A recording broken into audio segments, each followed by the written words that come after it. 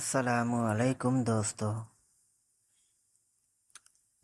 قرآن مجید میں اللہ تعالیٰ کا فرمان ہے، فَلَا تَغُرَّنَّكُمُ الْحَيَاةُ الدُّنْيَا، لہذا دنیا کی زندگی تمہیں دھوکے میں نہ ڈالے۔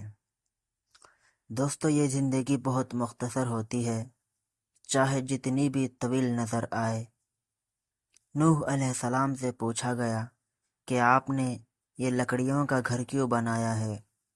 انہوں نے فرمایا، یہ مسافر کا ٹھکانہ ہے۔ ان کو اللہ نے 1000 سال کی عمر دی، لیکن وہ اسے بھی مختصر مانتے تھے۔ نبی کریم صلی اللہ علیہ وسلم نے فرمایا، میرا دنیا سے کیا رشتہ؟ میں تو دنیا میں ایک گھڑ سوار کی طرح ہوں جو کچھ دیر کے لیے ایک درخت کے سائے میں آرام کرتا ہے اور پھر وہاں سے چل پڑتا ہے۔ دنیا بہت معمولی ہے، چاہے کتنی ہی قیمتی نظر آئے۔